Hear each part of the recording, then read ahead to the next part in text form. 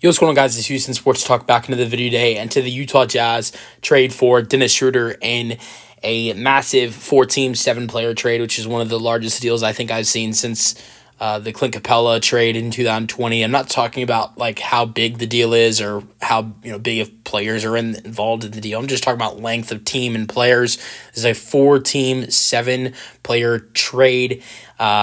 And the reason I brought up Clint Capella is because the Clint Capella trade in 2025 years ago was the largest player trade in NBA history at 12 players.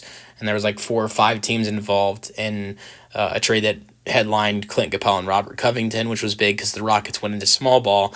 But anyways, Utah Jazz get Dennis Schroder, Heat get PJ Tucker, Kyle Anderson, and as well as Andrew Wiggins and 2 first-round picks. And the Warriors also get, of course, Jimmy Butler, and the Utah Jazz received Dennis Schroder.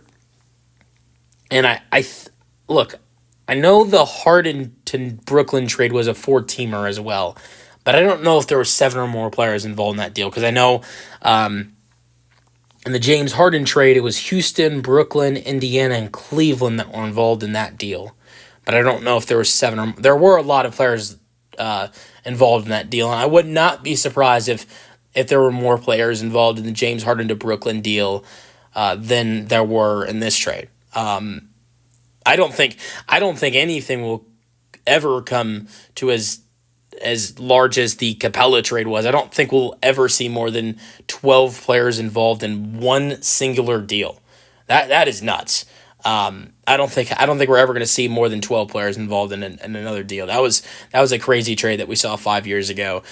So just talking about the length of teams and players, I think that's this is one of the largest trades I've seen since the Capella or Harden deals that the Rockets both made in the span of a year, letting go of Harden and Capella. But there have been some other large 3-4 team trades in the last couple of years.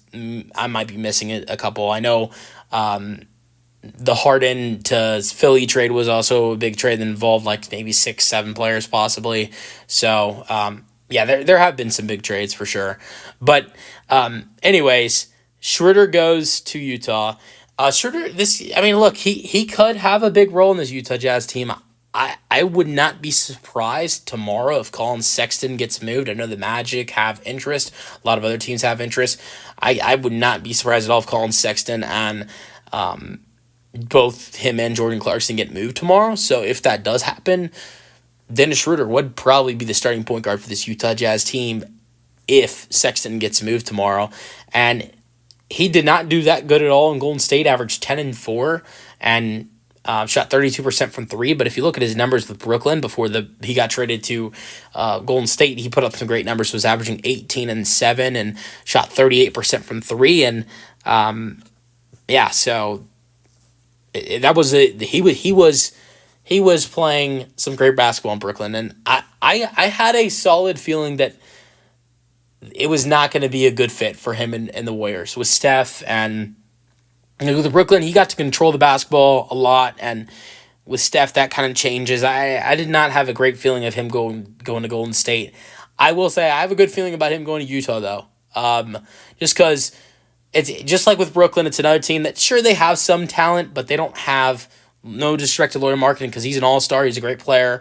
They don't have a superstar like Steph or it's just, I think it's a little bit different, and he can have his opportunity to potentially shine in Utah.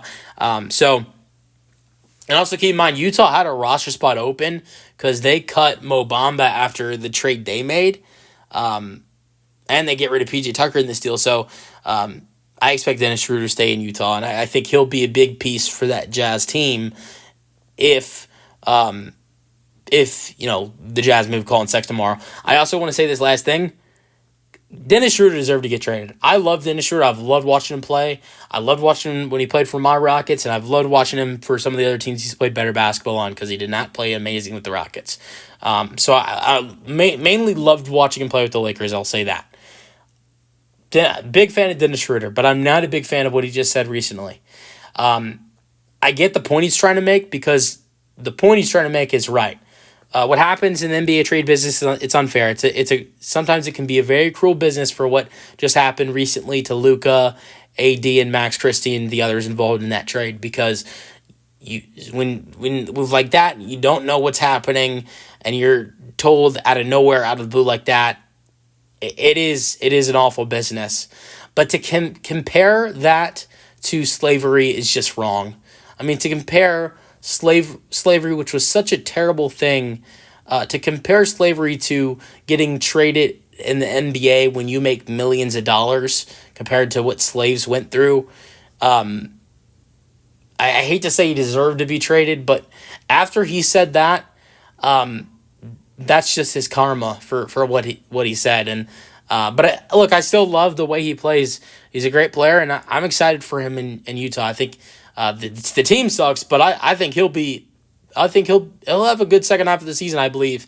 I think a big factor is if Colin Sexton gets moved, because if Sexton doesn't get moved, I feel like he's going to just stay off the bench and he'll get some good backup point guard minutes. But if Sexton gets moved, he'll have a big role. Let me know your thoughts in the comment section, and peace out.